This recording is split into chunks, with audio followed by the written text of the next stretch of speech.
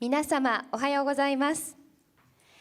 本日はご多様の中、またお足元の悪い中、2019国際平和のための世界経済人会議にお越しいただき誠にありがとうございます。今回で4回目を迎えます本会議、今年のテーマはビジネスを通じて地球規模課題を解決し国際平和を実現する、平和とビジネスの交点としての SDGs で開催してまいります。私は昨日に引き続きまして司会進行を務めさせていただきますバーゲル・ルミと申します。もう少々お付き合いいただきますようどうぞよろしくお願いいたします。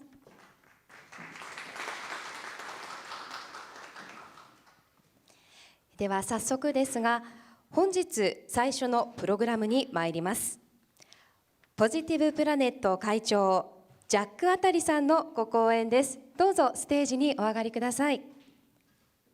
Mr. Attali, the stage is yours. Yes. 皆様どうぞ大きな拍手でお迎えください。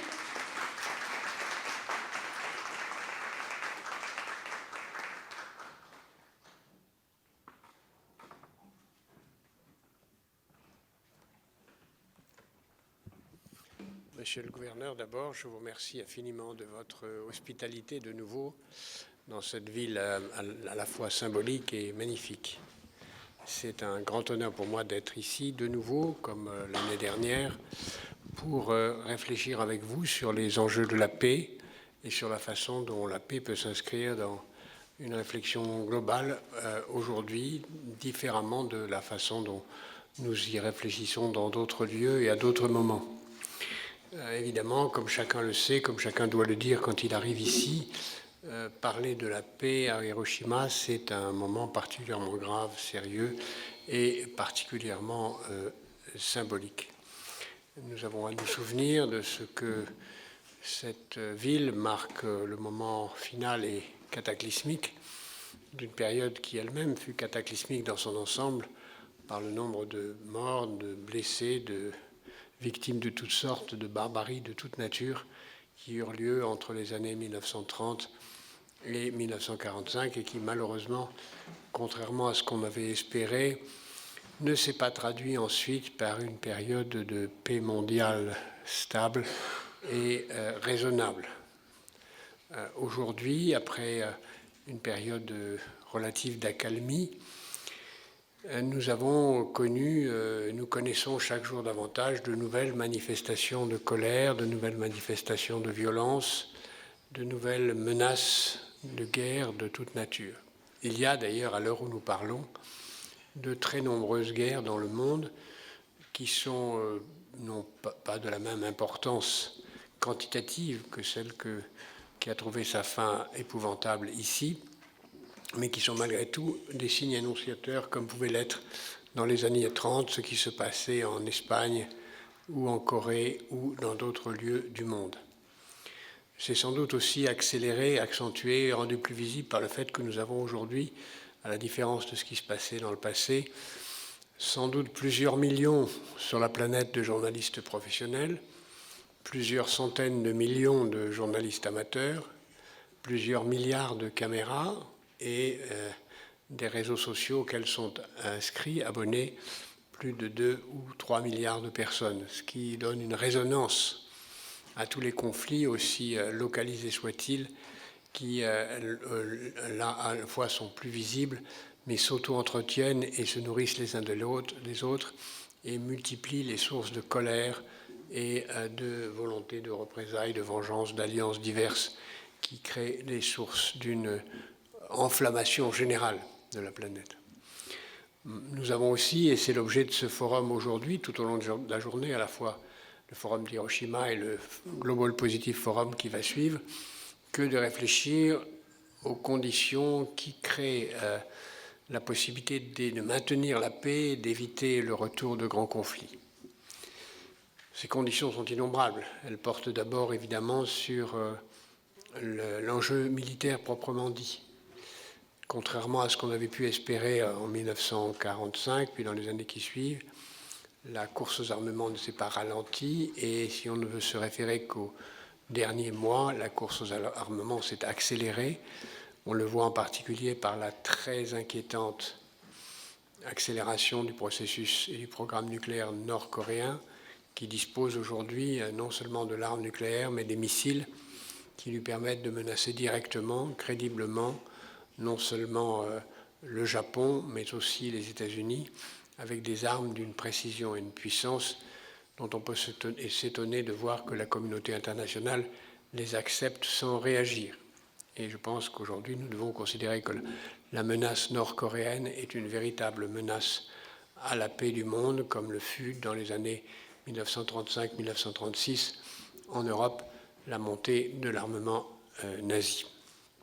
Il y a aussi d'autres menaces qui surgissent. Le programme nucléaire iranien, dont la décrue est déstabilisée par la remise en cause du programme JCPOA qui a été mis en place justement pour le maintenir. Là, et qui, même si ce programme JCPOA était très insuffisant, sa remise en cause par les Iraniens et par contre-coup par les actions de certains partenaires du programme est aussi extrêmement inquiétante. On ne peut pas éviter de penser que si la Corée du Nord et l'Iran ouvrent la porte d'un armement nucléaire, d'autres pays suivront et on rentrera dans une période extraordinairement dangereuse. Il restera que c'est en 2019-2020 que tout cela se jouera. Il y a aussi l'apparition d'armes nouvelles dont on ne peut aujourd'hui que mesurer de façon tout à fait symbolique l'impact qu'ils pourront avoir. L'attaque par des drones d'un grand complexe de raffinerie au Moyen-Orient a montré que des armes nouvelles, très miniaturisées, peu coûteuses, à la portée de groupes peu nombreux, peut avoir des impacts considérables, allant depuis la destruction de grandes infrastructures jusque des attentats ciblés que les techniques conjointes de la morpho-intelligence et de l'intelligence artificielle associées à la militarisation des armes et à la fabrication en 3D des armes montées sur drone permettra à des groupements extrêmement miniaturisés de faire des ravages considérables à la fois symboliques et de grande quantité.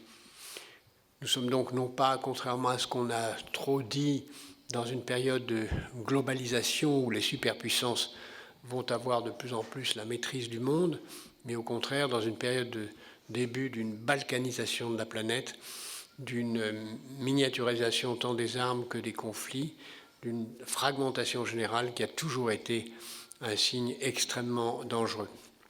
Ce qui devrait amener d'ailleurs chacun de ceux qui sont concernés ici et là par le jeu des alliances de se poser la question de savoir si les alliances conçues dans les années 50 conservent leur crédibilité pour assurer la défense de telle ou telle nation. C'est dans ce contexte militaire que viennent s'ajouter différents autres enjeux, et je sais que vous en avez parlé hier et que vous en parlerez encore ce matin, que sont les grands enjeux que représentent l'évolution climatique et l'évolution sociale. Pour Positive Planète, et on considère qu'une économie est positive si elle s'adresse à la fois aux enjeux pour les générations futures, du climat, du social et du démocratique. Or, aujourd'hui, les enjeux du climat, les enjeux du social et les enjeux de la gouvernance démocratique sont en cause, et quand ces domaines sont en cause, c'est souvent par la violence qu'on voit résoudre ces contradictions. Nul besoin d'insister sur les mutations climatiques qui sont en cours, qui sont d'une extrême gravité malgré le fait que certains les nient, et il est clair que l'histoire l'a montré qu'il y a un lien entre changement climatique et menace de conflit, ne serait-ce que parce que le changement climatique entraîne des mutations de qualité de vie qui entraînent des mouvements de population et qu'ils entraînent également des raréfaction de la quantité d'eau disponible. Or, le manque d'eau comme le manque d'alimentation, lui-même conséquence aussi du réchauffement climatique, sont des facteurs de violence. Quand on manque d'eau et de nourriture, la guerre est au bout du chemin. Donc les mutations climatiques vont être un facteur de violence de toute façon. Le deuxième facteur dont je venais de parler, c'est l'aggravation des inégalités sociales telles qu'elles sont ressenties.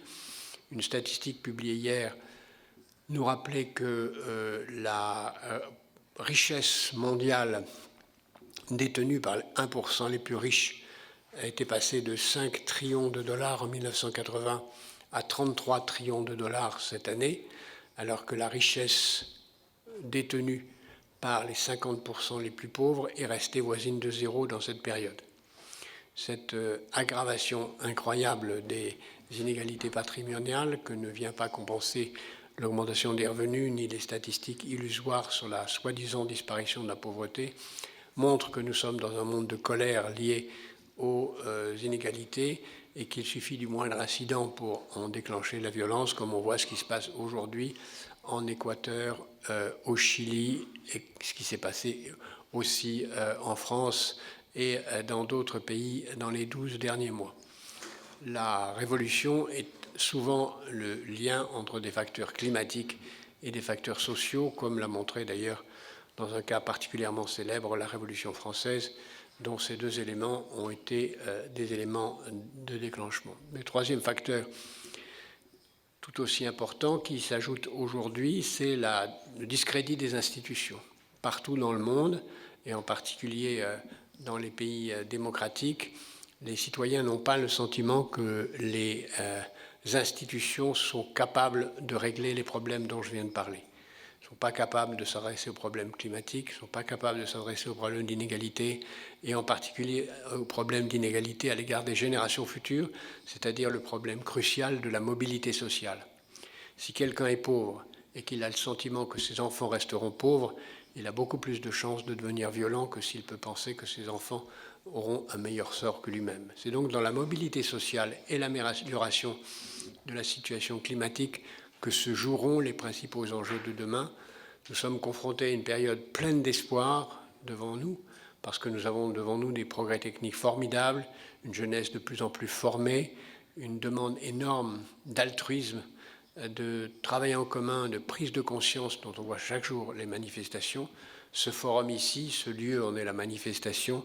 Il ne nous reste plus qu'à mettre en place l'agenda qui nous est commun. Tous ces défis sont parfaitement surmontables. Il nous suffit de le vouloir. Je vous remercie infiniment, Monsieur le Gouverneur, de nous permettre ici, dans votre forum, puis dans le forum de l'économie positive, qui j'espère s'installe à Hiroshima dans la durée, aujourd'hui et dans les années à venir, de pouvoir travailler ensemble à maintenir des décennies et des siècles de paix. Je vous remercie.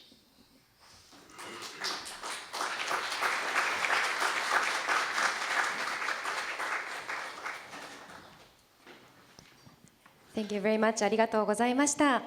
ジャック・アタリさんにどうぞもう一度大きな拍手をお送りください。